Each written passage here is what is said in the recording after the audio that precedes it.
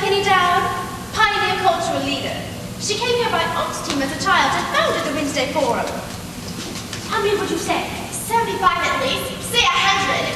75. Miss Tewksbury is the soloist, accompanied by Miss Wilda McCurdy, accompanist. Come on! Miss Tewksbury is almost finished with her number.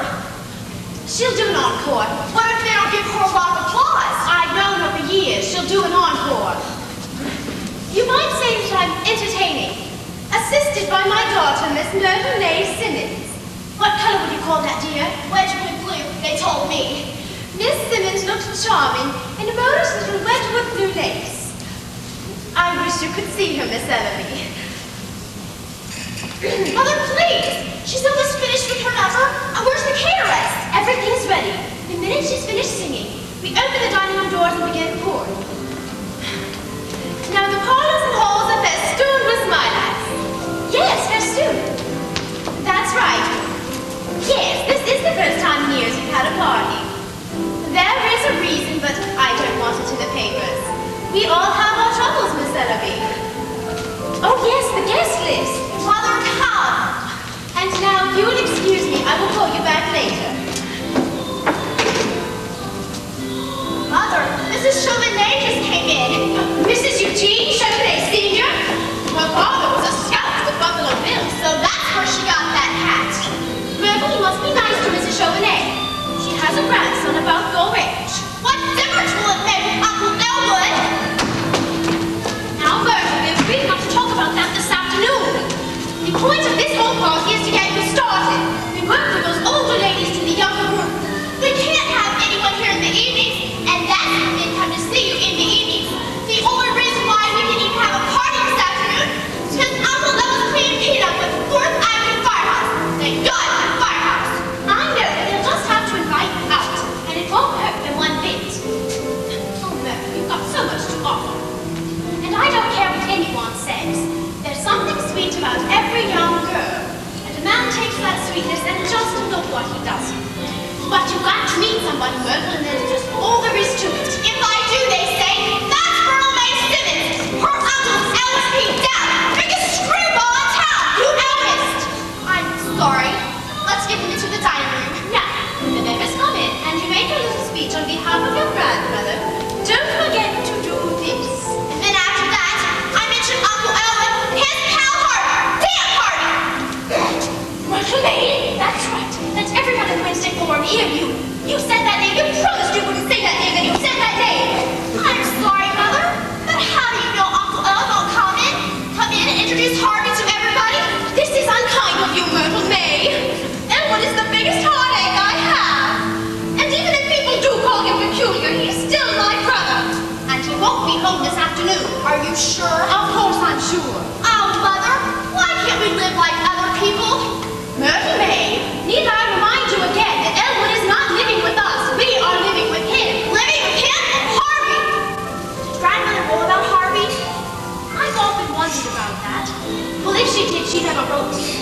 Well, why did she have to leave all her property to Uncle Elwood? Well, I suppose it's because she died in his arms. People are sentimental about things like that. You always say that, and it doesn't make a bit of sense. She couldn't make out her will after she died, could she? Don't be didactic, Myrtle May. It's not becoming in a young girl, and men know it. Now, don't forget to wave your hand. I'll do my best. Oh dear, Miss Tewksbury's voice is certainly fading, not lasting now. Lovely Miss Tewksbury, perfectly lovely. I love it.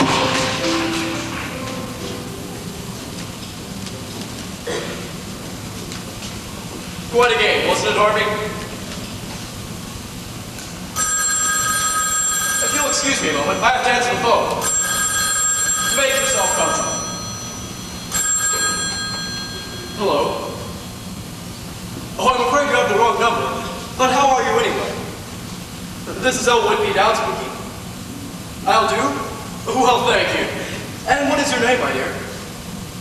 Miss Elsie Greenewald. Harvey, it's Miss Elsie Greenewald. How are you this evening, Miss Greenewald? That's fine. Yes, my dear, I'd be happy to join your club. I already belong to several clubs now. The University Club, the Country Club, and the Pinochle Club down at the 4th Avenue Firehouse. I spend a good deal of my time there, or at Charlie's place, or Eddie's bar.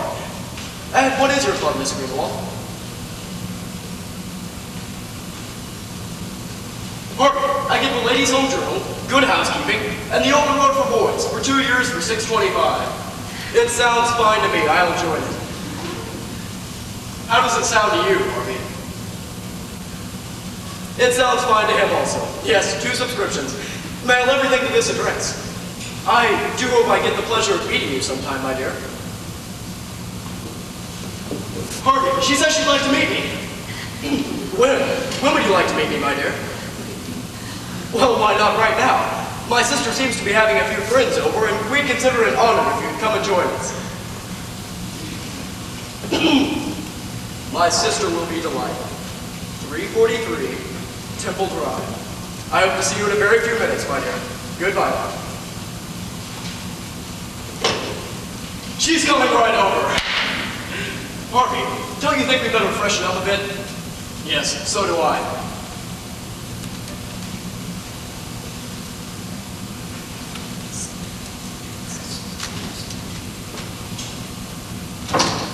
I can't seem to remember where I put that guest list.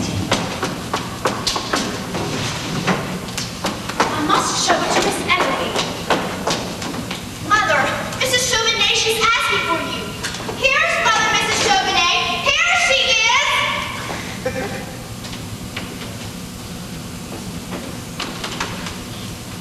Victor Louise Simmons, I thought you were dead. Oh no, Aunt Ethel. I'm very much alive, thank you. And this full-grown girl must be your daughter.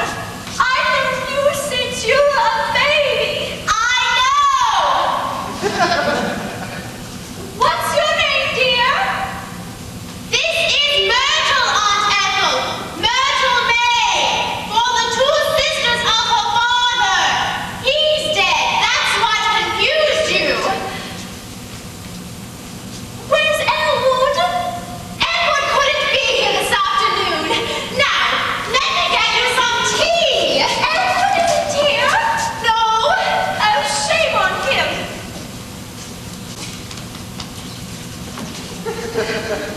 That was the main reason I came. I want to see Elwood. Come, there are loads of people anxious to speak with you. Do you realize, Vita, it's been years since I've seen Elwood? Oh, where does the time go?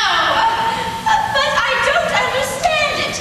I was saying to Mr. Chauvenet just the other night, what on earth do you suppose would happen to Elwood now? He doesn't come to the club dances anymore, and I haven't seen him at a horse show in years. Is Elwood seeing anybody these days? Oh yes, Aunt Ethel. Elwood sees somebody. Oh yes. Your Uncle Elwood, child, was one of my favorite people. Oh yes, I remember. Is Elwood happy, Vita? Oh yes, Aunt Ethel. Elwood's very happy. You needn't worry about Elwood. Why look, there's Mrs. Frank Cummings. Don't you want to speak with her?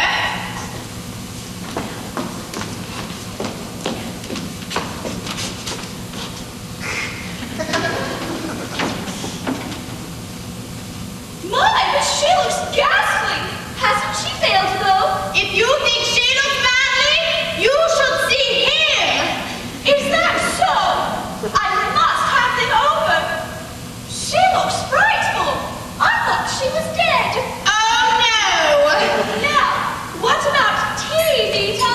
Certainly. If you will forgive me, I will precede you.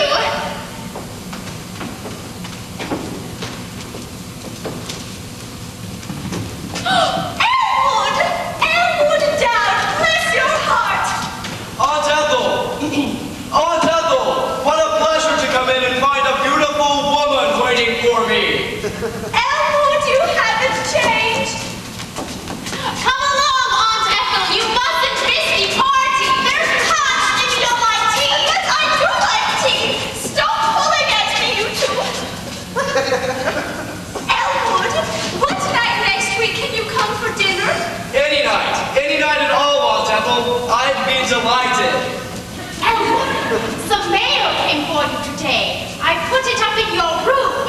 Did you, Vita? That was nice of you. Aunt Ethel, I would like for you to meet Harvey. As you can see, he's a puka. Harvey, you've heard me speak of Mrs. Chauvin. We've always called her Aunt Ethel. She's one of my oldest and dearest friends. What? Yes, that's right. She's the one. This is the one. He says he would have known you anywhere. My, you don't look lovely. Come on in with me, Harvey. We must say hello to all our friends.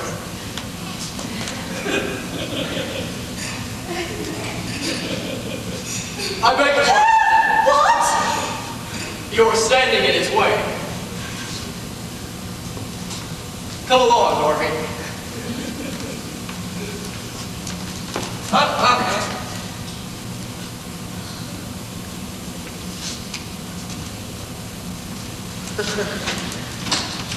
Go right on in, Harvey. I'll join you in a moment. Aunt Ethel, I can see you're disturbed about Harvey. Please don't be. He scares like that at everybody. It's his way. But I can tell he liked you. I can tell he liked you very much. Goodbye now.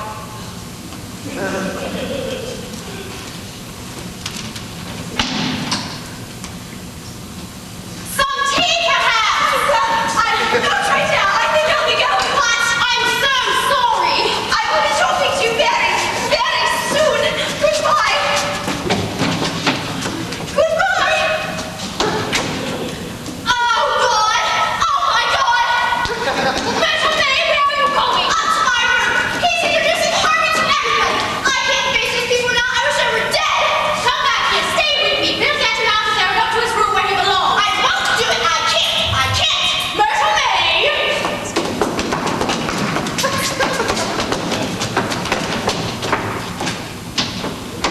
Now, pretend I'm fixing your corsage. Oh, Mother. We've got to pretend we're having a gay little chat. Now, when you catch his eye, tell me. He always comes when I call him. Do you see him yet? No, not yet. How do you do, Mrs. Cummings? Smile, can't you? Have you no pride? I'm smiling and he's my own brother. Oh, Mother, people get run over by trucks every day. Why can't something like that happen to Uncle Elwood? Myrtle May Simmons, I'm ashamed of you. This thing is not your uncle's fault. Ouch! You're sticking me that head. That's what I want to keep looking and keep smiling.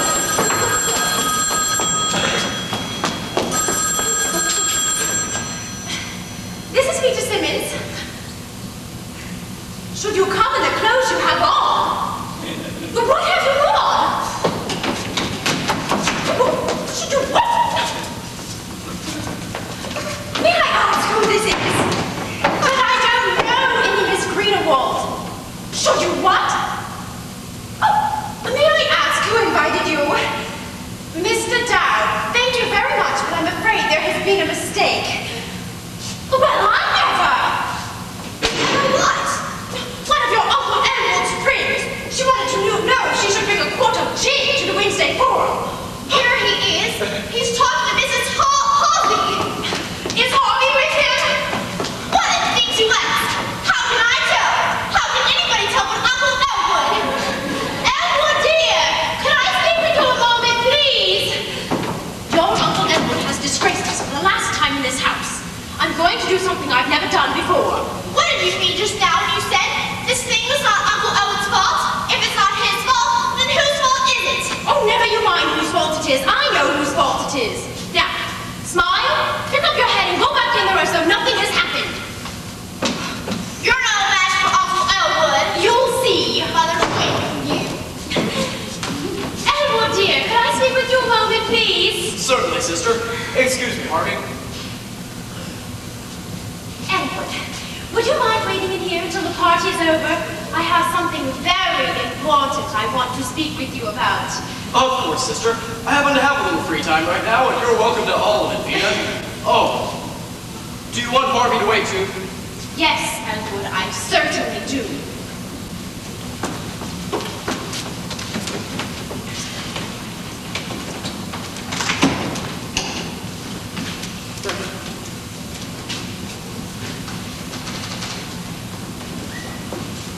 Ah, Jane Austen.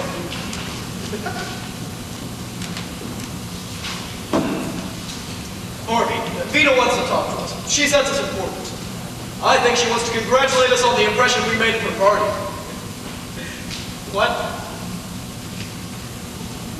Jane Austen, Deluxe Edition, Limited Cross and Dunlop. The usual acknowledgments. Chapter 1.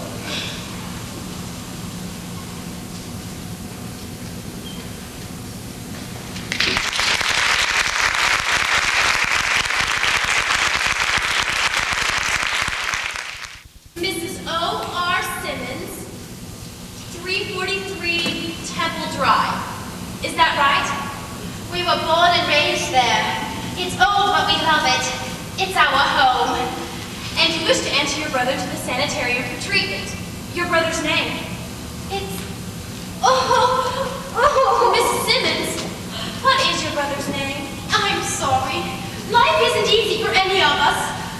I'll just have to hold my head up and go on just the same.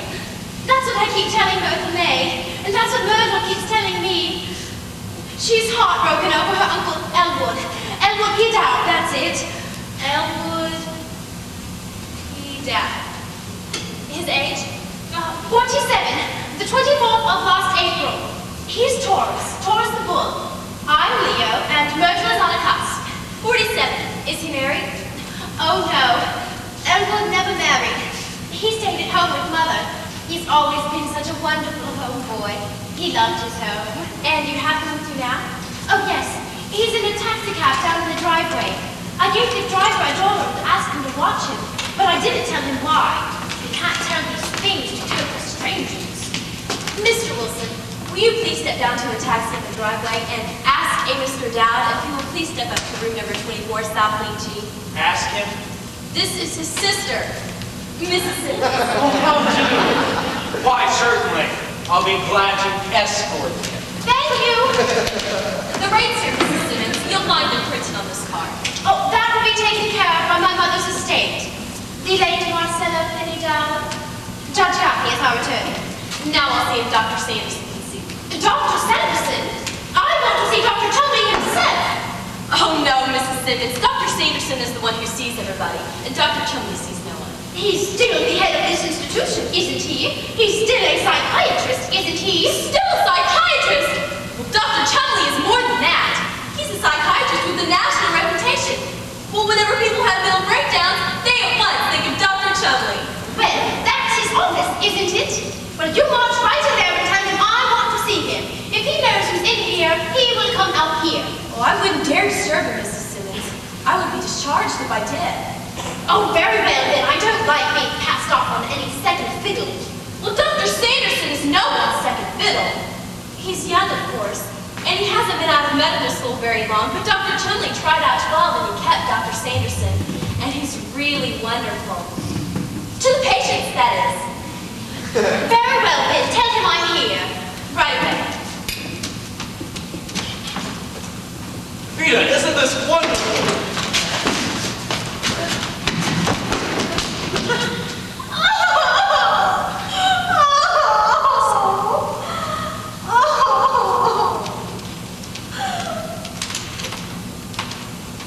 Mrs. Simmons? You startled me. Dr. Sanderson? Yes. Will you please be seated? I hope you don't think I'm jumpy like that all the time, Doctor. Of course not. Miss Kelly tells me you were concerned about your brother. Dowd, is it? Elwood P. Dowd? Yes, Doctor. This isn't easy for me, Doctor. Naturally, these things aren't easy for the families of patients. I understand. It's what Elwood's doing to himself, Doctor. That's the thing. Myrtle May is young, and she has a right to nice friends. That's my daughter. Your daughter? How long has it been since you began to notice any peculiarity in your brother's actions? I noticed it right away. After Mother died, Myrtle May and I moved back here from Des Moines to live with Elwood. I could see that he... That he what? Take your time, Mrs. Simmons. Don't strain. Let it come. I'll wait for it. Everything I tell you is confidential. Is that right, Doctor? That's understood. Because it's a slap in the face to everything we stood for in this community. The way Edward is acting now. I am not a gossip, Mrs. Simmons. I'm a psychiatrist. Well, for one thing, he drinks. To excess? Well, wouldn't you call it excess for the man never lets a day go by without stepping into one of those cheap taverns? Sitting around all day with riffraff, people you've never heard of, inviting them home, giving them food and money. And here I am trying to get Myrtle May started with a nice group of young people. If that isn't excess, I'm sure I don't know what excess is. I didn't doubt your statement, Mrs. Simmons. I merely asked if your brother drinks. Well, yes, I would say Edward drinks. And that's why I want him committed out here permanently. Because I can't stand another day of that Harvey. Myrtle May and I have to set an extra place at the table for Harvey. We have to move over on this sofa to make room for Harvey. And we have to answer the telephone when Edward calls and asks to speak to Harvey. And then this afternoon, with Mrs. Chauvenet there. No, Doctor, don't you think it would have been kinder if my mother come quick and told us about Harvey? Be honest now. Don't you?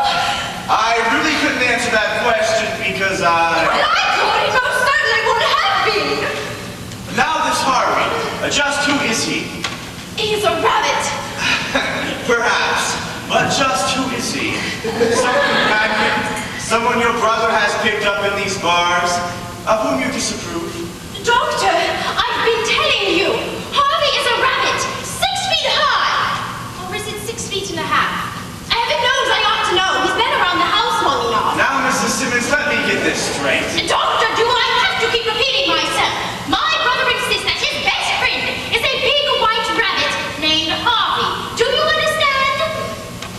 This rabbit lives at our house, and Wood and Harvey go every place together. And Wood buys railroad tickets and theater tickets for both of them. It's like I told Myrtle May. If your uncle was so lonesome, he had to bring something home. Why couldn't he bring home something human?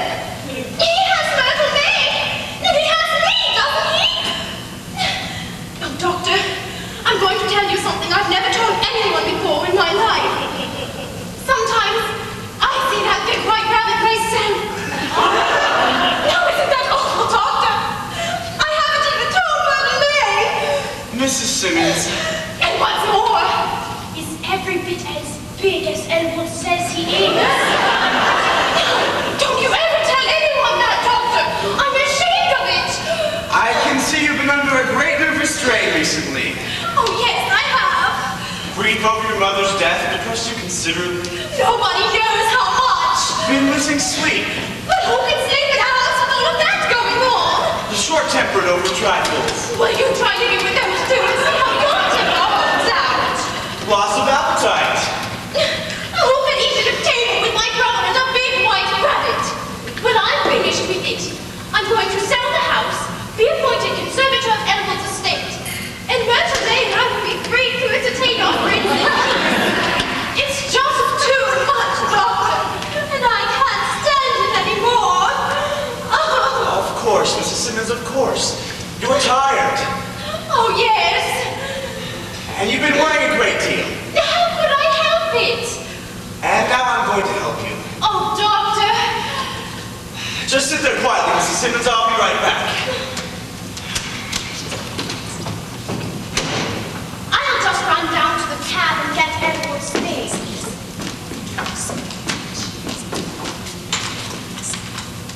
Why didn't someone answer the buzzer? I didn't hear you, Doctor. I rang and rang.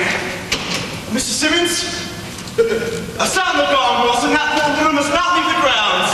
She made a getaway, huh, Doc? Her condition is serious. Go after her. I can't believe this. Main gate. Henry Dr. Sanderson. Allow no one out of the main gate. We're looking for a patient. I should have left her alone, but no one answered the buzzer. Well, Wilson was in South, Doctor. What have we available, Miss Kelly? Number 13 Upper West R is ready, Doctor. Have her taken there immediately, and I'll prescribe preliminary treatment. I must contact her brother. Dowd is the name. Elwood P. Dowd. Will you get him on the telephone, please? But, Doctor, the woman said that the treatment was for her brother. I didn't know it was for her. Of course she did. That's the oldest dodge in the book. Always used by a cunning type of psychopath. She apparently knew her brother was going to commit her, so she went out to discredit him. Now, get him on the telephone, will you please, Miss Kelly? But doctor, I thought the woman was all right, so I had Wilson take the brother up to room number 24, South Wing G, and he's there now. You had Wilson take the brother in? No, Gags, please, Kelly, you're not serious, are you? Oh, I did, doctor, I did, and I'm terribly sorry. Well, if you're sorry, that fixes everything. Oh, no! I'll do it, doctor, I'll do it. Miss Dunphy, will you please unlock the door to room number 24 and give Mr. Dowd his clothes and, Ask him to step down to the office right away. And ask him to step down to the office right away. There's been a terrible mistake, and Dr. Sanderson would like to explain. Explain, apologize. Thank heaven she hadn't put him in the hydro tub yet. She'll let him out. Beautiful and dumb, too. It's almost too good to be true. I'm terribly sorry, Doctor. I didn't know.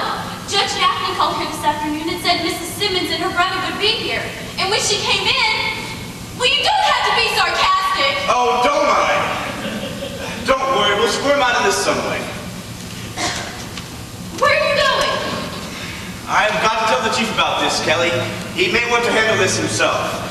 He'll be furious. I know he will. He'll die. And then he'll terminate me. The responsibility is all mine, Kelly. Oh, no, Doctor. Tell him it was all my fault. I never mentioned your name. Except in my sleep. But this man Dowd. Keep him here, Kelly. I'll be right back. But what shall I say to him? He'll be furious. Look, Kelly, he'll probably be fit to be tied. But he's a man, isn't he? Well, I guess so. His name is Mr. Go into your old routine. You know, the eyes, the swish, the works. I'm immune. But I've seen it work with some people. Some of the patients out here. Keep him here, Kelly, if you have to do a striptease. Well, of all that! Oh, you're just wonderful, Dr. Sanderson. You're about the most wonderful person I've ever met in my life! Yeah? How about give me a hand here just the same? What? That's Simmons, Jane. Did you catch her? Slick as a whistle. She was coming along the path, humming a little tune. I jumped at her from behind a tree. Said, sister, there's a man who wants to see you. Should have heard her scream. She's wacky, all right. We'll take her to number 13 Upper West Star. She's there now. I brought her in through the diet kitchen, screaming and kicking like hell.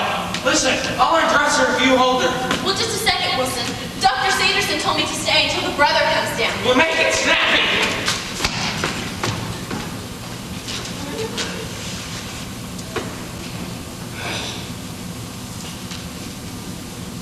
You're Mr. Dowd? Elwood P. I'm Miss Kelly. Let me give you one of my cards. If you should want to call me at this number. But don't call me at that one, because that's the old one. Thank you. And if you happen to lose it, don't worry, my dear. I have plenty more. Won't you please have a chair, Mr. Dowd? Thank you. I'll have two. Allow me. Dr. Sanderson is very anxious to talk to you. He'll be here in a minute. Please be seated. After you, my dear. Oh, no, really, I can't, thank you. I'm in and out all the time. But you mustn't mind me. Please sit down. After you.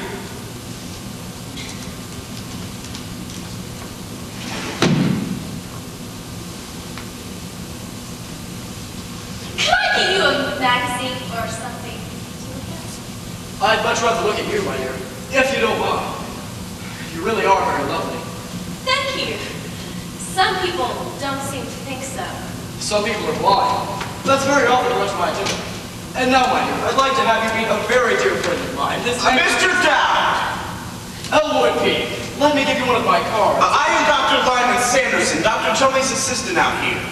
Well, good for you. Glad to know you, Doctor. How are you? That's going to depend on you, I'm afraid. Now, please sit down. You've met Miss Kelly, Mr. Dowd. I've had that pleasure. And now I'd like for both of you to meet a very dear friend of mine. Later on, be glad to. Now, please sit down, because first... After Miss Kelly. Sit down, Kelly.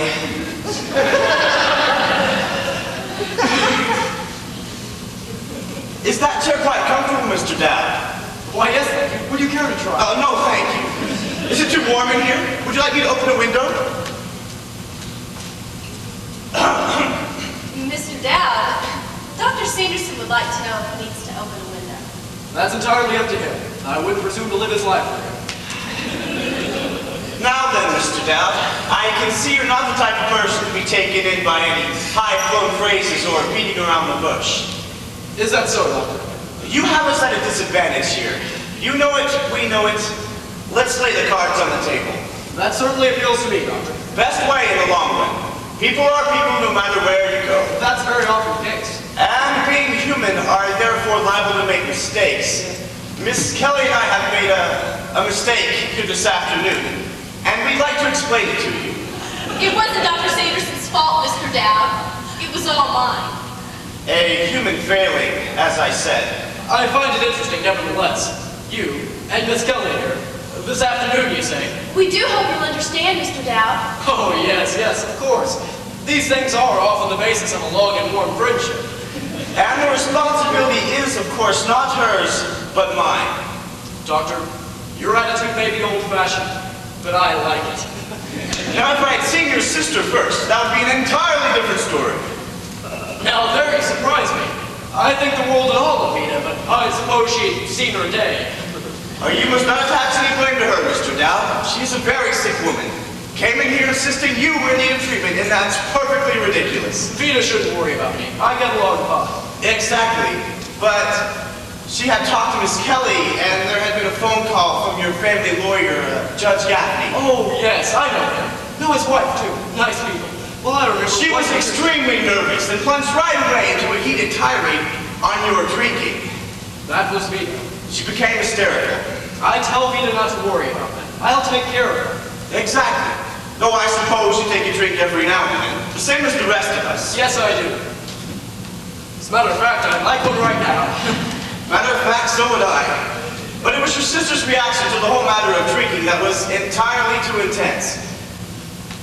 Does your sister drink, Mr. Dowd? Oh, no, Doctor, I don't believe Vita's ever taken a drink. Well, then I'm going to surprise you. I think she has, and does constantly.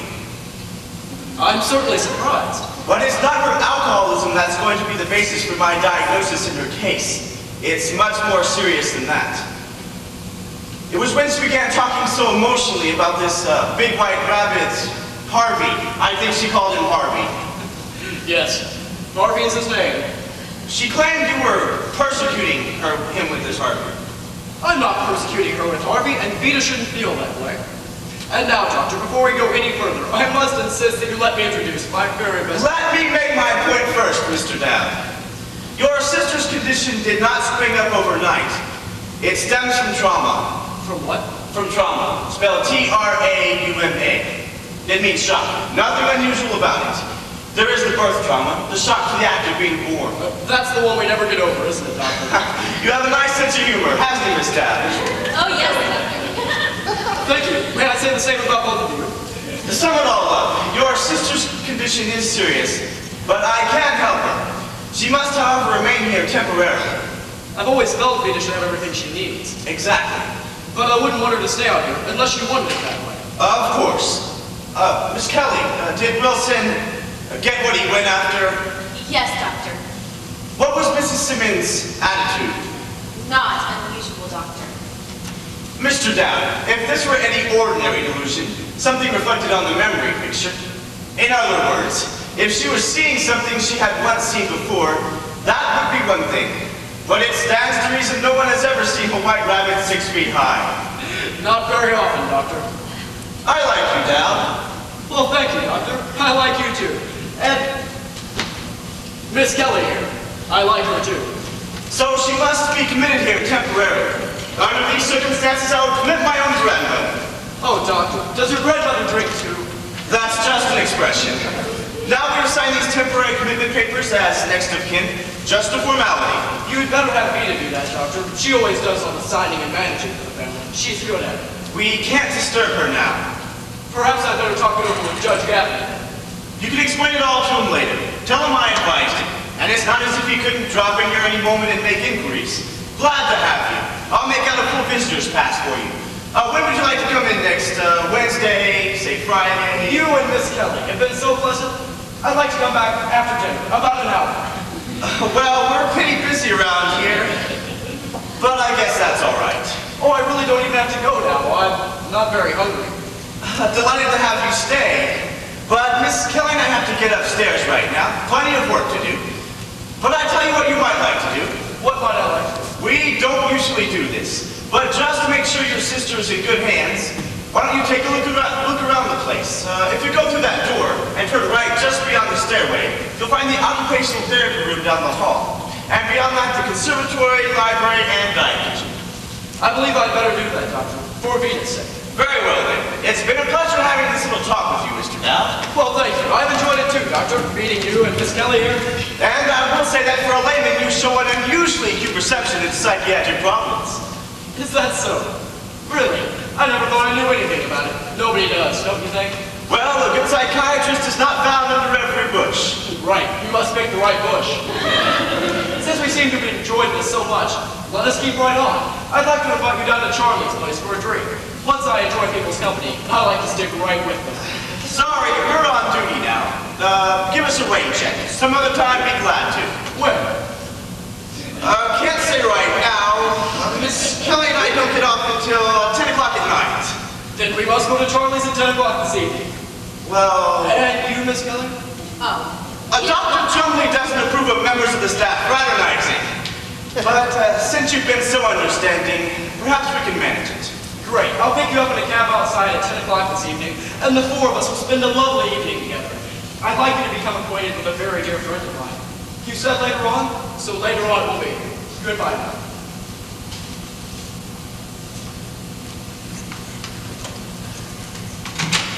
I can finally breathe again. That was a close shave, all right. But he seemed to be a pretty reasonable sort of fellow. That man is proud. What he has to be proud of, I don't know. I'd wait up to that, right? You can get to almost anybody if you want to. Now I must look on that Simmons woman. Dr. Sanderson, you say that you can get to anybody if you want to. How can you do that? Take study, Kelly. Years of specialized training. There's only one thing I don't like about this Dow business. What's that? I'm going to make that date with him. But since he's been a good friend and a booster of the sanitarium, I'll have to go. But you don't have to. Oh. No point in it. I'll just have a drink with him, pat him on the back, and leave. I've got a date tonight anyway. Oh, yes, by all means. I didn't intend to go anyway. I wouldn't go if I never went anywhere again in my life because the idea bored me stiff. I wouldn't go if my life depended on it. What's the matter with you? What are you getting so emotional about? Look, he may be a peculiar man with funny clothes, but he knows how to act. His manners were perfect. Yeah, I saw you giving him that doll-faced stare. I didn't miss that. He wouldn't sit down until I sat down, and he said that I was lovely, and he called me dear. I'd go have a drink with him if you weren't going. Oh, sure you would. And look at him. All he does is hang around bars. He doesn't work. All that corny bowing and getting up out of his chair every time a woman makes a move. Well, he's as outdated as a cast iron deer. But you sit with him and let him flatter you. You're a wonderful girl, Kelly. Now let me tell you something. You don't know anything about Dr. it. Sanderson? Nurse Kelly? Yes, doctor. Tell the gardener to prune more carefully around my prize dahlias along the fence by the main road. They'll be ready for cutting next week. Now, the difficulty of the woman with the large white rabbit, has it been smoothed over? Yes, I talked to her brother and he seemed quite reasonable. While I've had many patients out here who have seen animals, I have never before had a patient with an animal that large. Yet she called him Harvey. Harvey. Unusual name for an animal of any kind. Harvey is a man's name. I have known many men in my day named Harvey, but I have never before heard of any kind of animal whatsoever with that name. This case has an interesting phase, Doctor.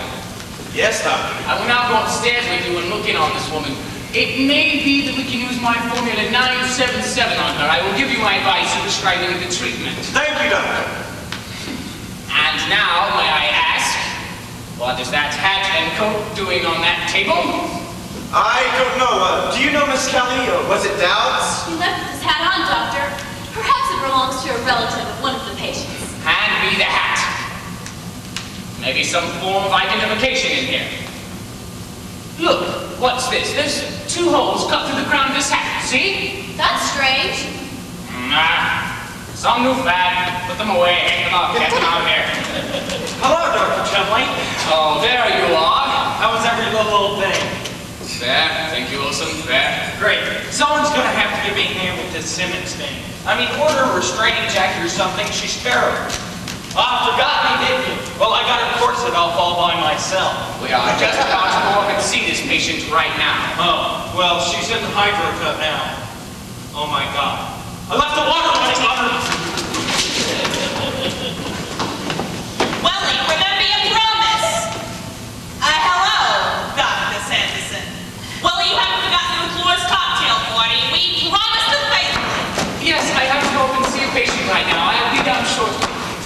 Give a little quick diagnosis, Willie. We don't want to be late to that party. I'm dying to see the inside of that house.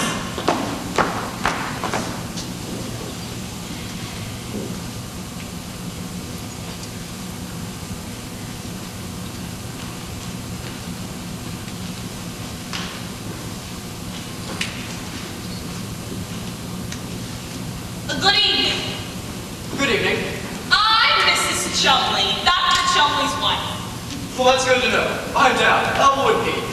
Let me give you one of my cards. If you should want to call me at this number. But don't call me at that one, because that's the old one.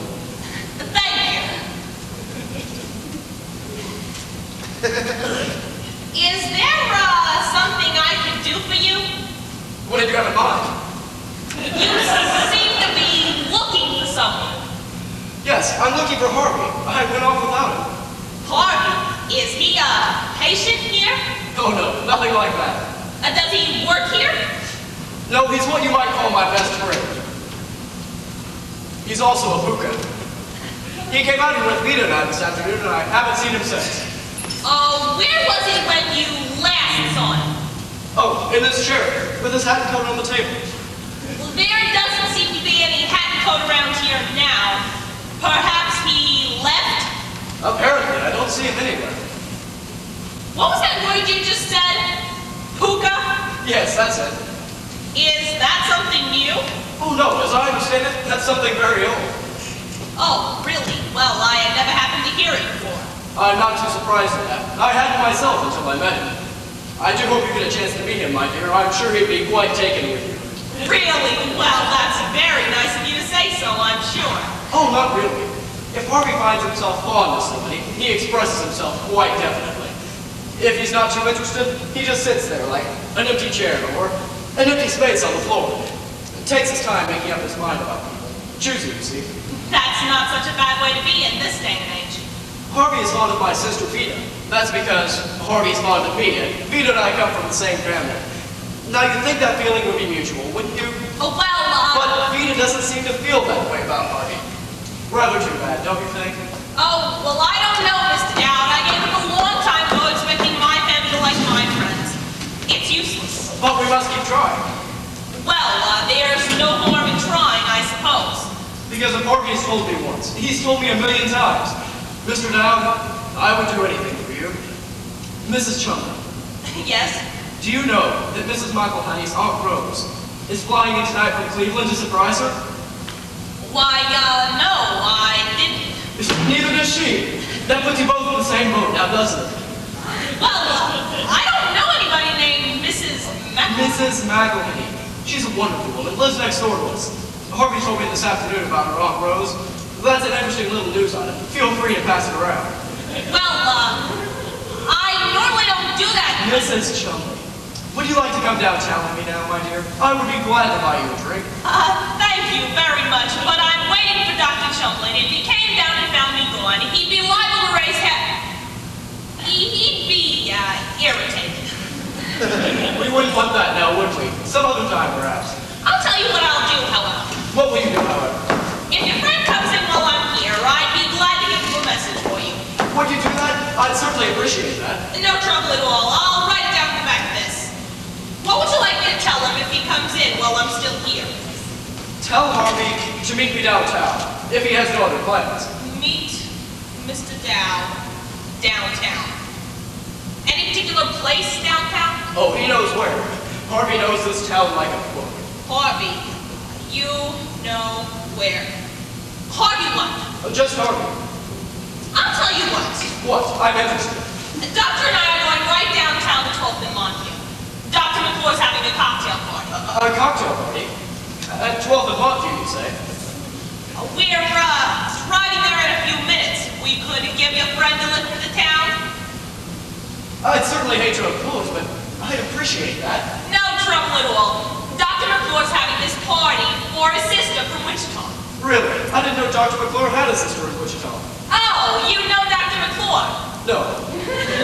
But I thought... Mrs. Chumley, are you quite sure you can't have a drink with me now? I really couldn't, but thank you just the same. Some other time, perhaps. Thank you. It's been a pleasure meeting you, Mrs. Chumley, and I hope to see you again sometime very soon. Yes, so do I. Oh, Mrs. Chumley, you can't miss Harvey. He's very tall. Like that.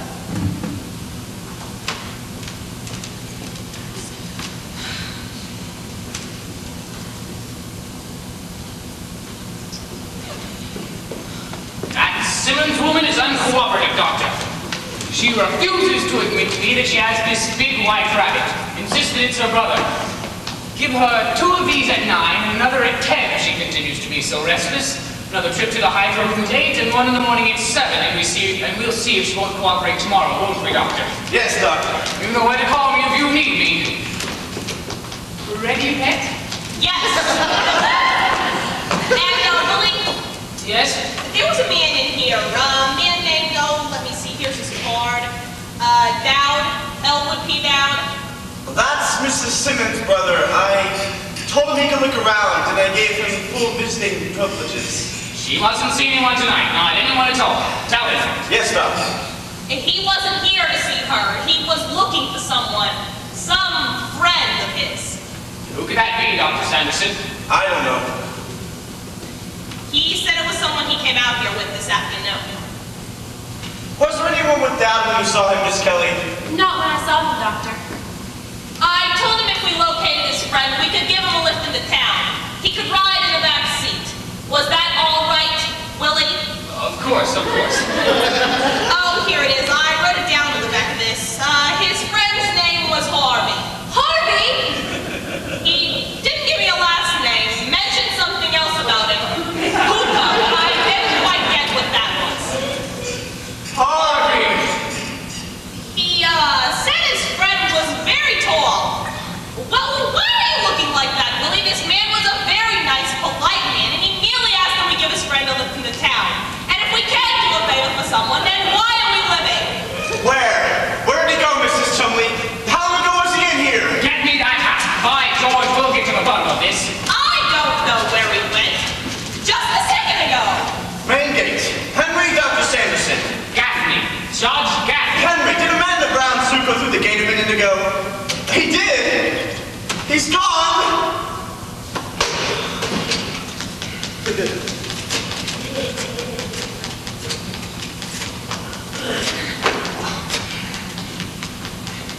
Judge Gaffney, this is Dr. William Chumley. The psychiatrist? I'm calling to make a routine checkup on a name before entering it into our record. You telephoned out here earlier this afternoon about a man, Mr. Elwood P. Dowd. Yes, how is that name spelled? With a W, not a U. Thank you, Judge. Dr. Sanderson, I believe your name is Sanderson. Yes, Doctor. You went to medical school. You specialized in study of psychiatry. You graduated. You went forth. Perhaps they neglected to tell you that a rabbit has large pointed ears, and that a hatched rabbit would have to be perforated to make room for these ears. Dowd seemed reasonable enough. Doctor, the function of a psychiatrist is to tell the difference between those who are reasonable and those who merely talk and act reasonably. Do you realize what you have done to me? You don't answer, I'll tell you. You have committed a psychopathic case to walk off of these grounds and roam around with an overgrown white rabbit. You have subjected me, a psychiatrist, to the humiliation of having to call, of all things, a lawyer, to find out who came out here to be committed and who came out here to commit. Just a minute, Wilson, I want you.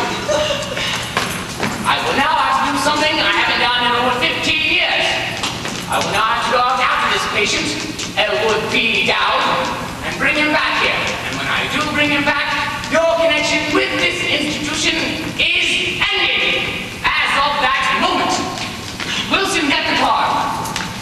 Let's call McClures and tell them we can't make it. Kelly, come upstairs with me and we'll get that woman out of the tub. Yes, Doctor. I'll have to tell the cook we'll be home for dinner. She'll be furious. Wilson, Yes, ma'am? what is hookah? You can search me, Mrs. Chumley. I wonder if they have it in the encyclopedia. They have everything here. I wonder if it's a lodge or what it is. Oh, I don't dare stop to do this now. Dr. Chumley won't want to come down and find me still here. He'll raise heck. I mean, oh, dear.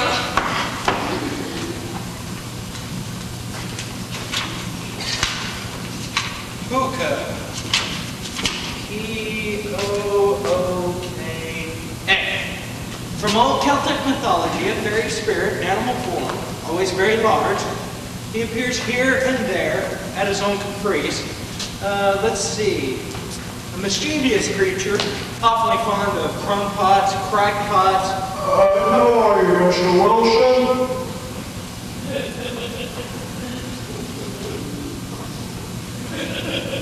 And how are you, Mr. Wilson? Who in the encyclopedia wants to know? Oh.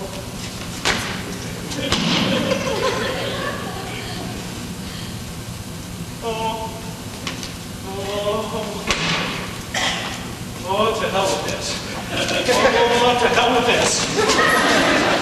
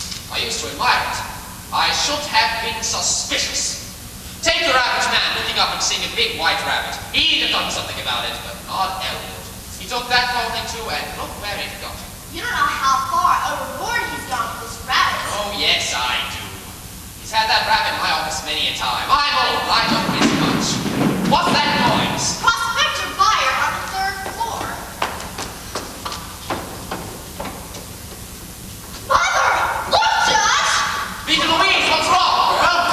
I never thought I'd see either of you again. Take She looks like she's going to faint. Now, Mother, you're all right. You're going to be perfectly all right. Steady, girl, steady. Please, not so fast. Don't rush her, Myrtle. Ease her in. Let me sit down. There you are, girl. Easy, Myrtle, easy. Go to light some tea and get us some tea. Oh, get you some tea, Mother. Get her coat, Judge. Yes, I don't get her coat off. Peter, Myrtle, get her coat off. No, leave me alone, both of you. Let me sit here. Let me get my breath. Let her get her breath, Judge. Let me get my breath and let me get upstairs to my own bed where I can let go. What happened to you, Mother? Oh, Ma, I want you to soothe him. They put me in and let Edmond out. What's this? Mother? Just look at my hair. What did you do? What did you say? I didn't do anything. I simply told him about Edmond and Harvey. Then how did it happen to you? I don't understand. I told them about Edmond, and then I went down to the cab to get his things. As I was walking along the path, this awful man stepped out of me. He was a white slaver, I know he was. He had on one of those white suits. That's how they advertise. A man? What did he do? What did he do? He took hold of me, and he took me in there, and Go on, Miss Louise. Go on, girl. Poor Mother. Was he a young man? Not a man. Perhaps you'd better leave the room. Now, I should say not. Go on, Mother. Go on, Peter. he took me in there, and he tore my clothes off. Did you hear that, Judge? Go on, Mother. I'll soon end this. And then he set me down in a tub of water. Oh, heaven's sake. I always thought what you were showed on your face. Don't you believe it, George? Don't you believe it, Myrtle? That man took hold of me like I was a woman of the streets. But I fought. I always said that if a man jumped at me, I would fight. Haven't I always said that, Myrtle? She's always said that, Judge. That's what Mother always told me to do. And then he hustled me in there, and he set me down in that tub of water, and he began treating me like I was A what? a crazy woman. But he did that just for spite. Well, I'll be damned. And then all these doctors came upstairs and started asking me all these questions, all about sex service and all that filthy stuff. That place ought to be cleaned up, Omar. You better get the authorities to clean it up. Myrtle, don't you ever go out there. Do you hear me? This stinks of high heaven, Peter. Stinks. You've got to do something about it, John. You've got to soothe him. I will, girl, I will. If Chumley thinks he can run an unsavory place like this on the outskirts of town, he'll be publicly chastised. I'll run him out of the state. Tell me, George, is that all those doctors do in places like that? Think about sex. I don't know. Well, if it is, they ought to be ashamed of themselves. It's only their heads anyway. They should get out and go for long walks in the fresh air. Judge Daphne walked everywhere for years, didn't you, George? Now, let me take some notes on this. You'll say these doctors came up to talk to you. Dr. Chumley and what was the other doctor's name? Sanderson. But don't you listen to a word he tells you, George. He's a liar. Close-set eyes, they're always liars. Besides, I told him something in strictest confidence, and he blabbed it. Well, what did you tell him, Mother? Oh, what difference does it make? Let's just forget about it. I don't even want to talk about it. You can't trust anybody. Anything you told this Dr. Sanderson, Peter Louise, you can tell us. This is your daughter and I am your lawyer. I know which is which. And I don't want to talk about it anymore. I want to soothe him and I want to get in my own bed. Now, Mother, this is the important thing. Where is Uncle Elwood? I should have known better than to try and do something about him. Something protected in that awful puka. Where is Uncle Elwood? Answer me. Well, how should I know? They let him go. They're not interested in men in places like that. Don't act so naive, Edmond. What's that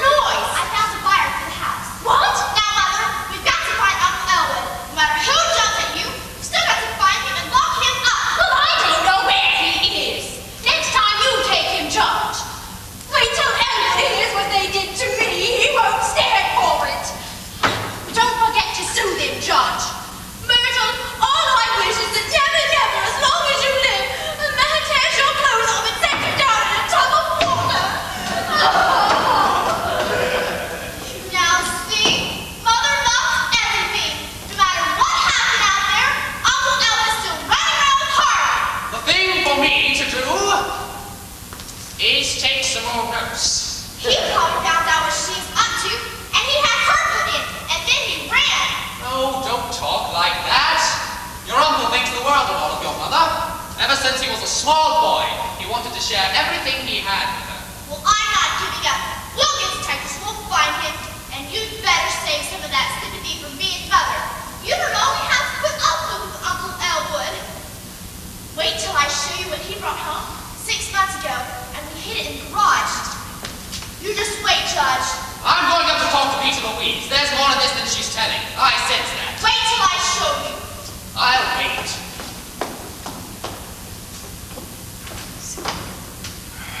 All right, is he here? What? What's this? That crackpot who seized the rabbit, is he here? No. And who, may I ask, are you? No, Doctor! Okay. Dr. Chumley's coming in anyway. What's your name? Chumley. Well. I've got some things to say to you. What's your name? Let's have it. I am Dr. Gaffney. Where is Chumley? The reason I asked your name is the doctor always likes to know who he's talking to. This guy says his name is Judge Gaffney, Doctor. Chumley. Well. Good evening, Judge. Now let's not waste time. Has he been here? I won't know. What's he here, Doctor? You sure he ain't been here yet? He's wise, you know, he's height. Be an awful job to Smoky Mountain. It will be more difficult, but I'll do it. They're sly, they're cunning, but I'll get them. I always get them. Wilson, have you got the list of places we've been? Right here, Doctor. Read it. We've been to 17 bars, Eddie's Place, Charlie's Place, Bessie's Barn Dance, 4th Avenue Firehouse, 11th, 12th, and 13th Avenue Firehouse, just to be sure. Union Station, and the grain elevator.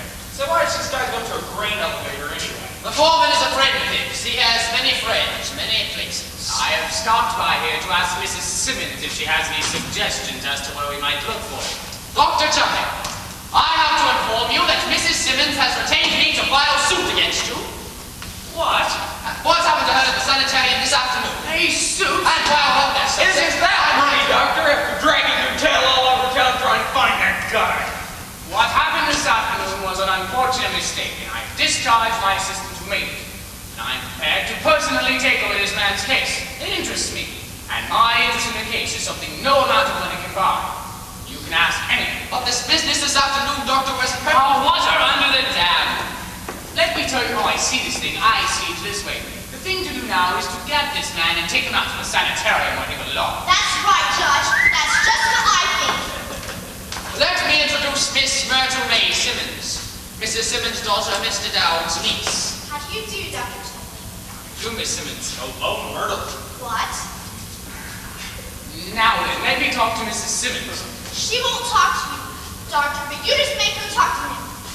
But see here, your mother was manhandled. She was... God knows what she was. This man's approach to her was not professional, it was personal. Well, son, this is a serious charge. Dr. Chumley, I've been with you for 10 years, and you're going to take the word of this. Excuse me, what's your name again? Gaffney. Judge Gaffney. Thanks. You're going to take the word of this old blister gas son. Means me and a dame who sees a rabbit. It's not Mr. Simmons who sees the rabbit. It's her brother. Yes, it's Uncle Elwood. If you'll come with me, Doctor. Wilson, I have a situation here. Wait for me. Yes, Doctor. So your name's Myrtle May, huh? What? Oh, yes. Well, we catch your uncle, you're liable to be coming out to the sanitarium on visiting days. I don't know. Well, if you do, I'll be there. You will? Sure. If you don't notice me right away, stick around and I'll show up. You will? Sure, you heard Dr. Chumley tell me to wait, didn't you? Yeah. Well, I'll tell you, while I'm waiting, I sure could use a cup of coffee and a sandwich. Well, if you'll forgive me, I'll precede you to the kitchen. Yes, sir. Whoa, Myrtle, you're all right. What?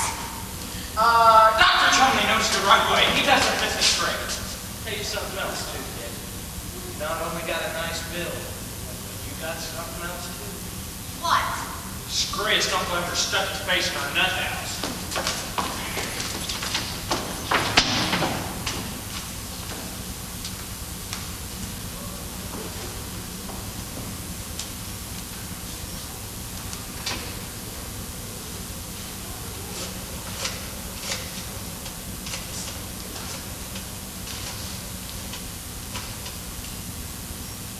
Hello, Chumley's Rest? Is Dr. Chumley there? Oh, it's Mrs. Chumley. How are you this evening, Mrs. Chumley? That's fine. Tell me, Mrs. Chumley, were you able to locate Harvey? Oh, that's quite all right. I'll find him. I'm sorry I missed you at the McClure cocktail party. The people there were all very charming, and I was able to leave quite a few of my cards. I waited there until you phoned and said that you couldn't come because a patient had escaped. Where am I? I'm here. But I'm afraid I won't be for very long. I have to go find Harvey now. Well, goodbye, Mrs. Chumley. My regards to you, and anybody else you should happen to run into. Goodbye now. Ah, there it is.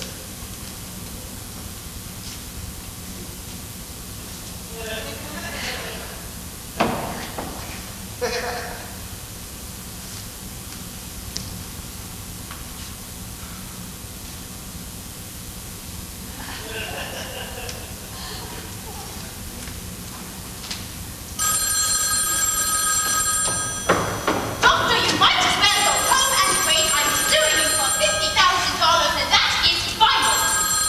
Mrs. Simmons? Hello? Well, all right. That picture over your mantel. That portrait happens to be the pride of this house. Who painted it? Oh, some man, I forget his name. He was around for the sittings and we paid him and he went away.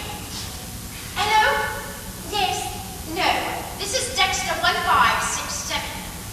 I suppose if you have the money to pay people, you can persuade them to do just about anything. Well, Dr. Chumley, do you remember what I said to you when you held me up and told me your face? You expressed yourself. I don't remember the exact words. I said, Dr. Chumley, this is a related ability. Isn't that what I said? You said something of the sort. Well, you brought this up. You might as well learn something quickly. I took a course in art this last winter. The difference between a fine oil painting and a mechanical thing like a photograph is simply this. The photograph shows only the reality, but the portrait shows not only the reality, but the dream behind it.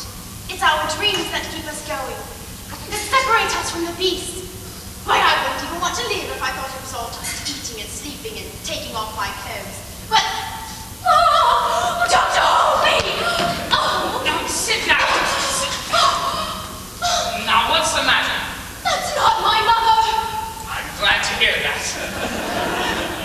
Well, what's been here, Doctor? He's been here! Better be quiet. I am here, miss. Hello? Yes, yes. Mrs. Simmons, it's your brother.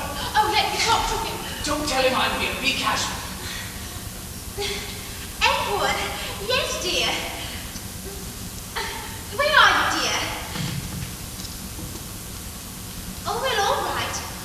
Wants to know if Harvey is here. Tell him Harvey is here. But he isn't! Tell him that. That will bring him here, perhaps. Humor him. We have to humor him. Edward, dear. Yes, dear, Harvey is here. Why don't you come home? Hello? It won't work. He wants me to call Harvey to the telephone. Say Harvey is here, but he can't come to the telephone. Say he's in the bathtub. Bathtub? Say he's in the bathtub, and that will bring him there whenever he gets out. That way we'll find out where he is. No, Doctor. You've got to do it, Mrs. Simmons. Edward, dear. Yes, dear, Harvey is here.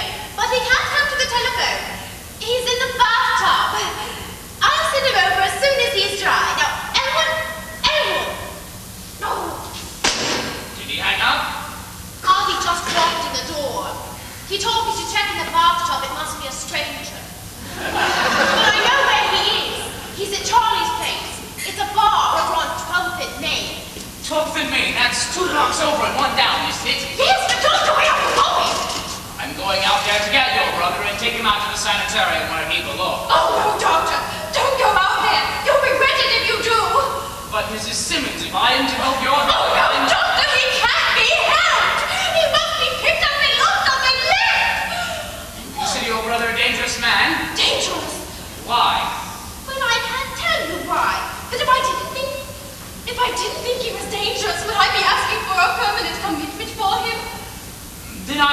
observe this man. I must watch the expression on his face as he talks to the rabbit. You do say he talks to the rabbit. They tell each other everything. What? I said of course it does. But don't go out there, Doctor. You'll regret it. Nonsense. You underestimate me, Mrs. Simmons. No, Doctor. You underestimate my brother. Not at all. Don't worry now. I can handle it. You can handle him. That's what you think. Myrtle, see who's in the bathtub. Oh!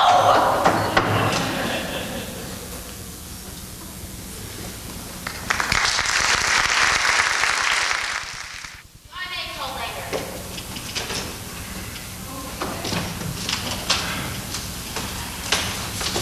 So, how about the things in your room, Doctor? Upstairs. All packed. Thanks, Wilson. Gee. Sorry about you getting bounced like that. I had you pegged for one who'd make the grade. Those are the breaks. So, when you taking off? As soon as Dr. Chumley gets back. Nurse Kelly, have you got a report back from the police accident bureau yet? Not yet. I just talked to the downtown dispensary and they said that they haven't seen him. Something's beginning to smell awfully fishy to me. 4 hours he's been gone and not a word from him. Well, Doctor, I may not ever see you again. But I wish you good luck, and I'm mighty sorry you got kicked in the ant parade. Thanks, Wilson. Good luck to you, too. Nurse Cully, please let me know if the police accident bureau calls again. There's no word from Dr. Chumley. Oh, I'm going out to look for him. He should know better than to go after a psycho without me. I'd like to help you look for the doctor, too, Wilson. Gee, that's mighty nice of you, Doctor, after him giving you the brush like that. I have no resentment against Dr. Chumley. He was right, I was wrong. Chumley's the biggest man in this field. It's my loss not to be able to work with him. Well, you're not so small yourself. Thanks, Wilson. Don't mention it. Dr. Sanderson. Yes? Well, Doctor, I just want to say that I'm sorry to see you leave, and I wish you a lot of luck, too. Are you sure you can spare these good wishes, Miss Kelly? On second thought, I guess I can't. Forget it. Miss Kelly, this is for nothing. Just a little advice. I'd be a little careful if I were you about the kind of company I kept. I beg your pardon, Doctor? You don't have to. I told you it was free. I saw you Saturday night dancing with that drip in the rose room at the Frontier Hotel. Oh, you did? I didn't notice you. I'd be a little careful of him, Kelly. He looked at me like a schizophrenic all the way across the floor. Well, you really shouldn't have given him a second thought, Doctor. He was my date, not yours. That was his mentality. The rest of him, well... Oh, but she was beautiful, though. Who? That girl that you were with. I thought you didn't notice. You bumped into us twice. How could I help it? Not that it makes any difference to you, but that girl is a charming little lady. She has a sweet, kind disposition, and she knows how to conduct herself. It's funny she couldn't rate a better date on the Saturday night. And she has an excellent mind. Why doesn't she use it? Well, I don't suppose you're to be censured for that flippant hard shell you have. You're probably compensating for something. I am not, and don't use any of your psychiatry on me. I could use something else on you, just once. Just to see if you'd melt under any circumstances. I doubt it. Well, you'll never know, Doctor. Because you interest me as a case history, that's all. I'd like to know where you get that inflated ego. Well, you are the meanest person. Inflated ego. Case history. Oh! Don't run away, let's finish it! Leave me alone. Gladly! Chumley's rest. Yes, Sergeant. No report on him in the town or the suburbs? Look, Sergeant, maybe we better send someone out to look for him. Oh, never mind, Sergeant. They're here now. Mr. Dowd. Good evening, my dear. These are... Good evening, my dear. These are for you. Thank you. They're lovely. They're quite fresh, too. I just picked them outside. Well, I hope Dr. Chumley didn't see you. They're his prize dahlias. Did he go upstairs? Not knowing I cannot stay. My dear, those colors are lovely against your hair. Well, I've never worn burnt orange before. It's such a trying color. My dear, You would improve any color. Did Dr. Chumley go over to his house? I don't know. Where's Dr. Sanderson? He's in his office there, I think.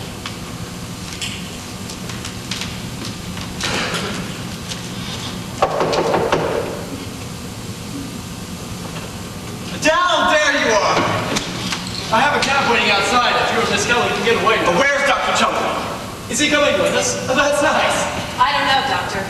I must apologize for being a few seconds late. I thought Miss Kelly here should have some flowers. After what happened out here this afternoon, Doctor, the flowers really should be from you. As you rule, and pretty women passing by, you'll look back with deep gratitude at these generous girls of your youth. Shall we go now? The situation has changed since we met this afternoon. But I urge you to have no resentments. Dr. Chumley is your friend. He only wants to help you. Well, that's nice. I'd like to help them too. Now, if we begin by taking a cooperative attitude, that's half the battle. We all have to face reality now, sooner or later. Doctor, I wrestled with reality for 40 years, and I'm happy to state I finally won out of it. Well, shall we go now? There you are! Upstairs, buddy. We're going upstairs. Is the doctor okay? There must be something there. I came out here to have a drink with Dr. Sanderson and Miss Kelly. I'd be glad to have you come with us, Mr. Wilson. They have a wonderful floor show. Yeah, we'll wait until you see the floor show we've got upstairs. Just a minute, Wilson. Where did you say Dr. Chumley went? As I said, he did not confide his plans in me. You mean the doctor ain't showed up yet? Not yet. Where is he? That's what we're trying to find out. Mr. Dowd walked in here by himself. We did, eh? Listen, you talk faster. I'm working you over. I'd rather you didn't do that, and I'd rather you not even mention such a thing in the presence of Miss Kelly. Mr. Dowd, Dr. Chumley went to town to pick you up. That was 4 hours ago. Where is he, you keep going?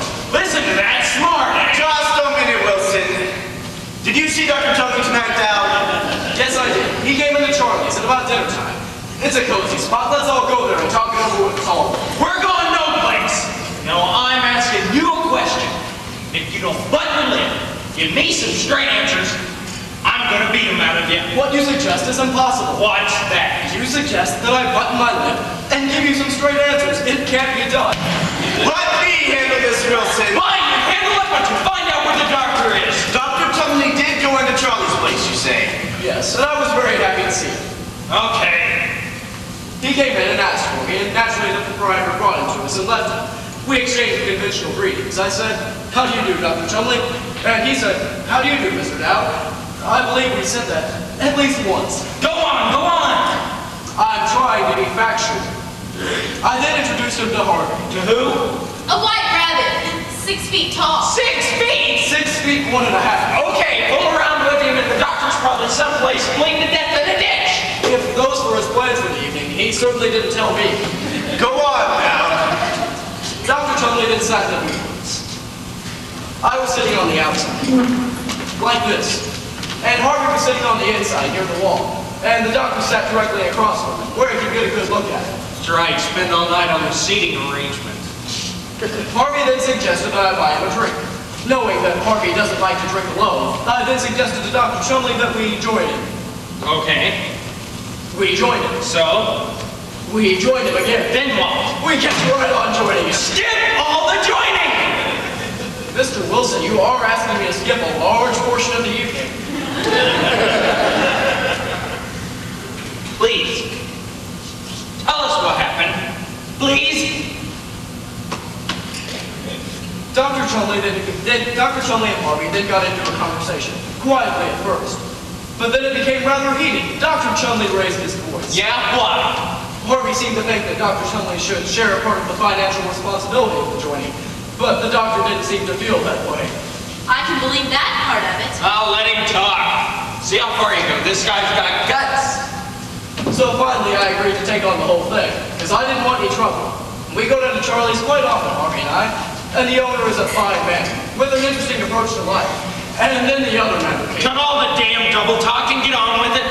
Mr. Wilson, you are a sincere type person, but I must insist that you stop using such profanity in the presence of Miss Kelly. You're right, Dowd, and we're sorry. You say the other matter came up. There was a beautiful blonde, a Mrs. Smethwick, sitting in the booth across from us with her escort. Dr. Chumley then walked over and sat down with him and informed her they had met once before, in Chicago. Her escort then escorted Dr. Chumley back to us and informed him he'd be better off minding his own affairs. Does he have any? Does he have any what? Does he have any affairs? How would I know? Please hurry, Mr. Dowd. We're all very worried. Dr. Chumley then tried to urge Harvey to go with him to Blondie's Chicken Inn. But Harvey didn't want to do that. He wanted to go to Benny's. While they were discussing it, I went over to the bar to order another drink. And when I came back, they were gone. Where'd they go? I mean, where'd Dr. Chumley go? I don't know. I had a date out here with Dr. Sanderson and Miss Kelly. I came out here to pick them up, hoping that later on we'd run into the doctor and Harvey and take a party. All right, are you two satisfied you've got his story? Now, you're lying, and I know it. Mr. Wilson, I never lied. You've done something with the doctor, and I'm going to find out what it is. Don't touch him, Wilson. Maybe he isn't lying, Wilson. That's all this guy is a bunch of lies. You believe his story about the doctor going down and sitting in a bar with a big white rabbit? Well, maybe Dr. Chumley did go to Charlie's place. And talk to a big white rabbit, I suppose. And why not? Harvey was there. At first, the doctor seemed a little frightened at Harvey. But that gave way to admiration as the evening wore on. The evening wore on. That's a catchy little phrase. With your permission, I'll say it again. The evening wore on. And with your permission, I think I'm going to knock your teeth down your throat. Mr. Wilson, have you some old friends you can go play with? The nerve of this guy! He can't come out here with a normal case of DTs. No, he has to come in seeing a big white rabbit. As stimulating as this all is, I really must be getting downtown. Charlie's place? Is Dr. Chumley anywhere around there? He was there with Mr. Dowd earlier this evening. What? Well, don't bite my head off.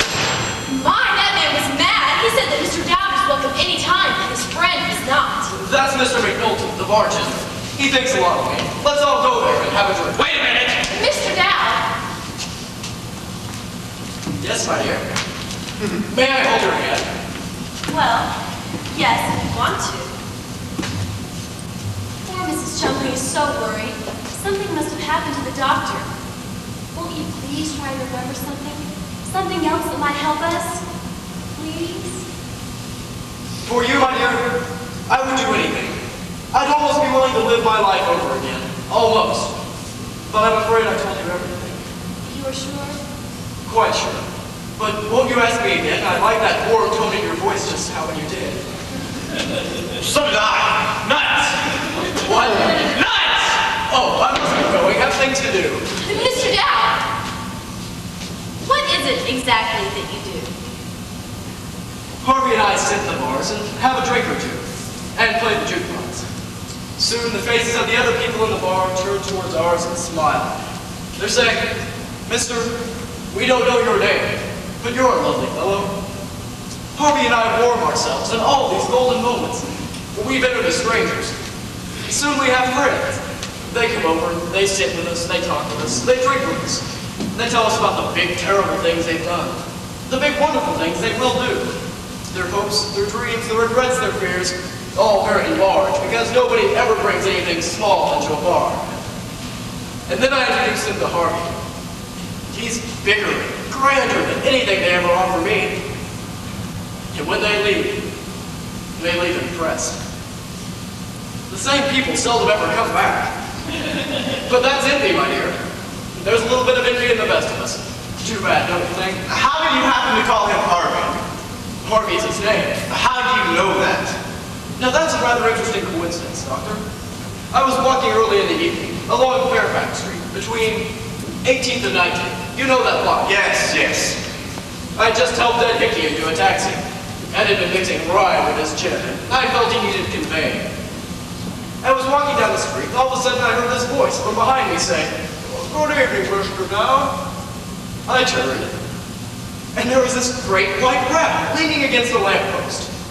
Naturally, I thought nothing of that, because when you've lived in a town as long as I've lived in this one, you get used to the fact that everybody knows your name. So naturally, I went over to chat with him. Finally, he said, "Oh, I think he's a little stiff this evening. Or could I be mistaken?" Naturally, he wasn't mistaken. I think the world and all of it, but he was spiffed. So finally, I said, "You have the advantage of me. You know my name. and I don't know yours. Well, what name do you like? I didn't even have to think a minute about that one. Harvey's always been my favorite name. So I looked right at him and said, Harvey. Now this is the interesting part of the whole thing, Doctor. Right back at me, he said, Well, what a coincidence. My name happens to be Harvey. What was your father's name? John Frederick.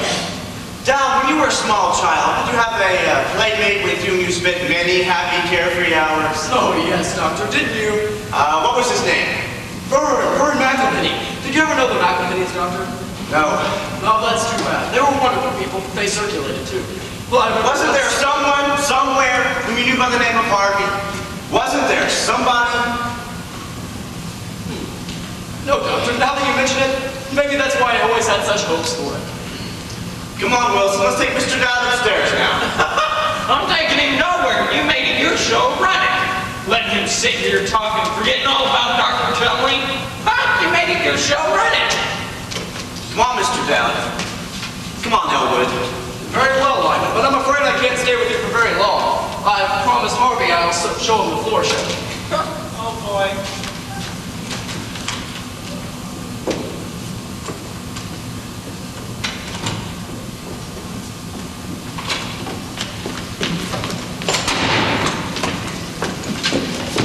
Dr. Chumley, are you all right? All right? Of course I'm all right. I'm being followed. Lock that door. Who's following you? None of your business.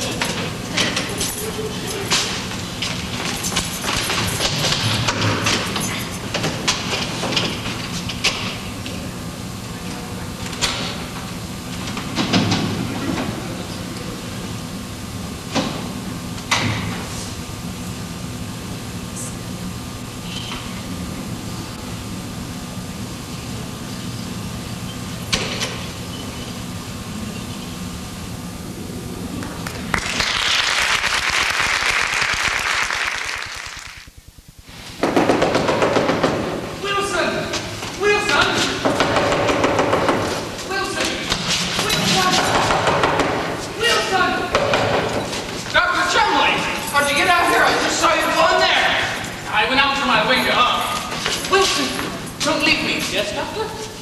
Get that man down out of here. Yes, Doctor. No, don't leave me. But you said to get that man down. Dunphy, on the telephone. Yes, Doctor.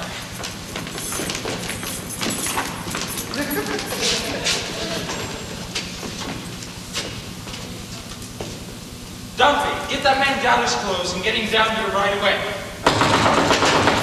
Wilson, don't leave me. Just a minute, Doctor. Judge Gaffney, I want to see Dr. Tyler. Hello. Chumley, we've got to talk to you. This thing is It serious. certainly is. More serious than you suspect. Where can we go to talk? Not in there. The doctor doesn't want you in his office. No, sir. Then sit down, Dr. Chumley. Sit down. Sit down, Dr. Chumley. Sit down, Mother May. Wilson, don't leave me. Now, here are my notes. Facts. Can anybody hear me? Yes, we can all hear you. Is that good? Now, Chumley, has it ever occurred to you there might possibly be something like this rabbit park? Of course there isn't. And anybody who thinks so is crazy. Well, don't look at me like that. There's nothing funny about me. I'm like my father's family. They're all dead. Now then, my client, the plaintiff, Mrs. Vita Louise Simmons, swears under oath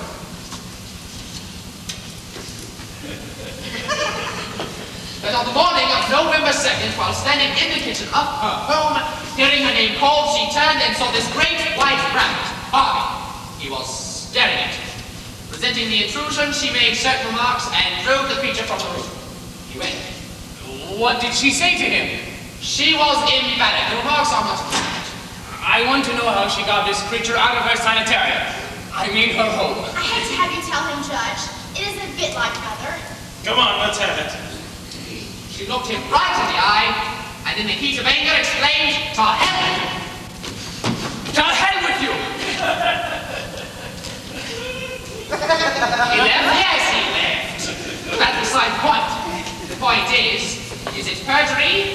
something we can cope with. I ask the honor. Ruthie, I've been looking all over for you. Dr. Sanderson, disregard what I said this afternoon. You are a very astute young man. I want you on my staff. Oh, Lyman, did you hear? Oh, baby!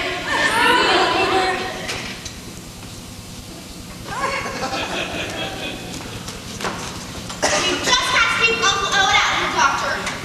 No, I want this sanitarium the way it was before that man came out here this afternoon. I know what you mean. You do? Well, it certainly gets on anyone's nerves. Wait, Uncle Owen knows what's going to happen before it happens. This morning, for instance, he told us that Mrs. McElhaney's Aunt Rose drove in on her tonight, unexpectedly from Cleveland. And did she? And did she what? Aunt Rose! Did she come just as Harvey said she would? Yes, those things always turn out the way Uncle Owen says they will, but what of it? What do we care about the McElhaneys? And you say this sort of thing happens often? Yes, Uncle Owen says Harvey knows everything, and Harvey tells him everything. But how could he when there's no such thing as Harvey? Fly specks. I've been spending my life on fly specks while miracles have been leaning on lampposts at 18th and Fairfax. Good. Nobody in here but people. Oh, Mother, you promised you wouldn't come out here. Oh, well, good evening, Mermaid. I brought Edmond's bathrobe. Well, what are you all standing around for? I thought you'd be committing him. Sit down there, girl. I will not sit down there.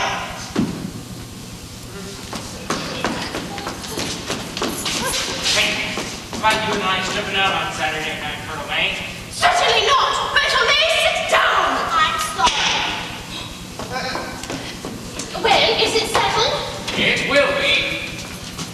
Doctor, may I give an opinion? Yes, do, by all means. His opinion. Oh, right. He's the one I told you about. The eyes. It's my opinion that Elmwood P. Dowd is suffering from a third-degree hallucination, and the other party concerned is a victim of autosuggestion. I recommend shock formula 977 for him, and bed rest at home for... You do? That's my diagnosis, Doctor. Mr. Dowd will not see this rabbit after this injection. We've used it in hundreds of psychopathic cases. Don't you call my brother a psychopathic case?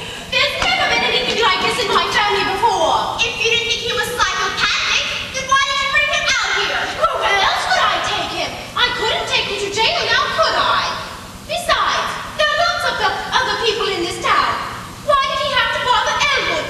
Why did Harvey have to bother Elmwood? Stop putting your oar in. Keep your oar out. If this shock formula brings people back to reality, give it to him. That's where we want Edmond. I don't think it would work in a case of this kind, Doctor. It always has. Harvey always follows Elmwood home. Because? Yes, but if Edward doesn't see Harvey anymore, when he comes to the door, I will deal with it. Oh, Mother, won't you stop talking about Harvey as if there was such a thing? Oh, Myrtle May, you've got a lot to learn, and I hope you never learn it. Shh! Here he is. Good evening, everybody. Good evening, Edward. I brought you your bathrobe. Thank you, Mina. Well, tell me, what are we going to do? We've got to do something. Oh, yes, we must. Oh, yes. Yes, it's imperative. Well, while you're making up your minds, why don't we go down to Charlie's and have a drink? No, Edward. You're not going anywhere. You're staying here. Yes, Uncle Elwood. Stay here, son. I plan to leave. You want me to stay. An element of conflict in any discussion is a good thing. It means that everybody's taking part and nobody's left out. I like that. Oh, Doctor, how did you get along with Harvey? Well, Doctor, what are you going to do? What? What is your decision? I must be alone with this man. Will you all excuse me? I'll have my diagnosis in a moment. Do hurry, Doctor. Oh, Edward, you're not going anywhere. You're staying here. Here, Mr. Dowd, let me give you this chair. Now, is there anything else I can get you? What did you have to buy? Mr. Dowd, what kind of a man are you? Where do you come from? Didn't I give you one of my cards? And where on the face of this tired old earth did you find a thing like him? Harvey the Buka? Is it true that he has a function that he can Gets advance notice. I'm happy to say it is. Harvey is versatile. Harvey can stop clocks. What? You prefer the expression his face can stop the clock? Yes, but why? To what purpose? Harvey says that he can look at your clock and stop it. You can go away as far as you like, or as long as you like, with whomever you like. And when you come back, not 1 minute will have ticked by. You mean that he actually... Einstein has overcome the laws of time and space. But Harvey has not only overcome time and space, but any objections. And does he do this for you? He is willing to at any time. But I've never been able to think of any place I'd rather be. I always have a wonderful time, just where I am, whomever I'm with. In fact, I'm having a fine time with you right now, Doctor. I know where I'd go. Where? I'd go to Akron. Akron? There's a cottage camp outside Akron. In a grove of maple trees. Cool, green, beautiful. My favorite tree. I would go there with a pretty young woman. A strange woman, a quiet woman. Under a tree. I wouldn't even want to know her name. I would be just Mr. Brown. Now, why would you want to know her name? You might be acquainted with some of the same people. I would send out for cold beer. I would tell her things I have never told anyone. Things that are locked in here. And then I would send out for more cold beer. No whiskey? Beer is better. Perhaps under a tree, but she might like a highball. I wouldn't want her to talk to me. But as I talked, I would want her to reach out a soft white hand and stroke my face, saying, "Oh, you poor thing. Oh, you poor, poor thing." How long would you like for this to go on, Doctor? 2 weeks. Wouldn't that be monotonous? Just Akron, cold beer, and poor, poor thing for 2 weeks? No, it would not. It would be wonderful. Well, I can't help but think you're making a mistake in not allowing that woman to speak. If she gets around at all, she may have picked up some very interesting little news items. And I'm quite sure you're making a mistake with all that beer and no whiskey. But it's your 2 weeks. Cold beer at Akron and one last thing. God, man. Doctor, do you think you'd like to lie down for a while? No. Now, tell me, Mr. Dowd. Would he do this for me? He could, he might. I've never heard Harvey say a word against Akron. By the way, Doctor, where is Harvey? You mean you don't know? The last time I saw him, he was with you. Ah. Oh, he's probably waiting for me down in Charlie's. Yes, that's it. He's down in Charles. Oh, excuse me, Doctor. No, Mr. Dowd, not in there. Well, I couldn't leave without saying goodbye to my friend, Dr. Sanderson. Mr. Dowd, Dr. Sanderson is not your friend. None of those people are your friends. I am your friend. Well, thank you, Doctor, and I'm yours. And this sister of yours. She is at the bottom of this conspiracy against you. She is trying to persuade me to lock you up. So this afternoon she had commitment papers drawn up. She's got your power of attorney and the key to your safety box. She brought you out here. My sister did all this in one afternoon? Why, Vita is certainly a whirlwind. Haven't you any righteous indignation? Doctor, my mother always used to say to me, in this world, Elwood, she always did call me Elwood. In this world, Elwood, you must be, oh, so smart, or oh, so pleasant. For years, I was smart. I recommend pleasant. You may quote me. Still, I will protect you if I have to commit her. Would you like me to do that? Oh, no, Doctor. Not unless Vita wanted that. Not that you don't have a nice place out there and everything. It's just, I think Vita would be much happier at home with me and Harvey and Myrtle May. Miss Kelly. Diviner grace has never brightened this enchanting face. All but spent elegy. My dear, you will never look lovelier. I'll never feel happier, Mr. Dowd. I know it.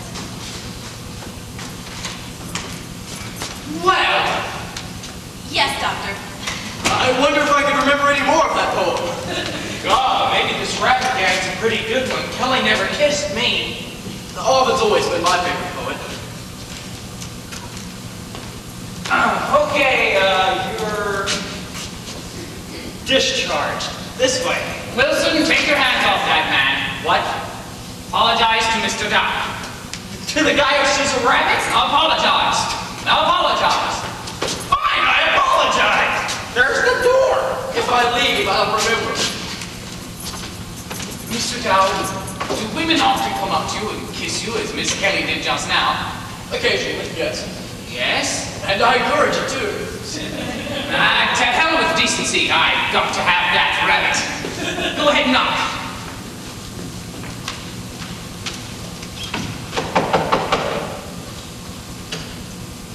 Dr. Sanderson, I couldn't leave without saying goodbye to Just a minute now. Doctor, do you agree with my diagnosis? Yes, call them all in. Thank you, Doctor. Mrs. Simmons, Judge Gaffney, will you step in here for a moment, please? Well, is it settled? Yes, I find I concur with Dr. Sanderson. Thank you, Doctor. Oh, that's wonderful. What a relief. Good boy. Well, let's celebrate. I've got some new bars listed in the back of this book. Now, this injection carries a violent reaction. We can't give it to him without his consent.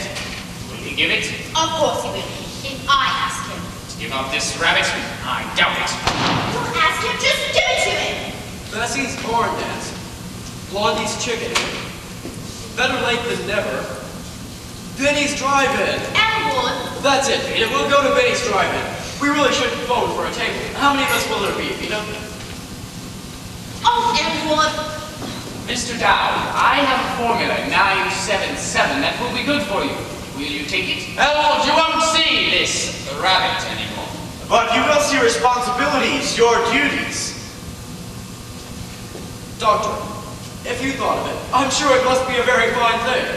And if I happen to run into anybody who needs it, I'll be glad to recommend it. For myself, I wouldn't care for it. Hear that, Judge? Hear that, Doctor? That's what we have to put up with. Vita, do you want me to take this? Oh, Elwood. You're my brother, and I've known you for years. I would do anything for you. That Harvey wouldn't do anything for you. He's making a fool of you, Edmond. Don't be a fool. Oh, I won't. Why, you could be something. You could be sitting on the western slope waterfall right now. But just go there and ask them. All right, Vita. If that's what you want, Harvey and I will go over and ask them tomorrow. Tomorrow? I don't ever want to see another tomorrow. Nothing better me, and I have to spend another day with that rabbit. We have no social life anymore. We have no life at all. I wish I were dead, but maybe you don't care.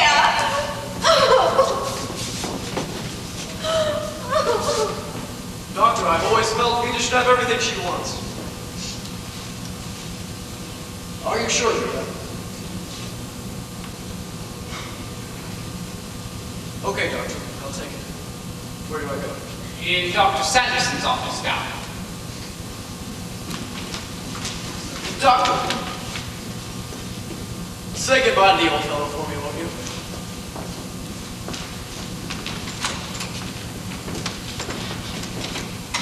How long will this take, Doctor? Only a few minutes. Why don't you wait? We'll wait. Dr. Sanderson said it would only be a few minutes. Now, don't fidget. Come in. What do you want? Yeah, I'm looking for a lady. She's about this tall. She jumped out of my cab without... Now, there you are. Hey, lady, you jumped out of my cab without paying. Oh, yes. How much was it? All the way out here from town, $2.75. $2.75. I could have sworn I brought my coin purse. Yeah, sure. Myrtle, do you have any money? Why, some money. I'll give it when you inherit you.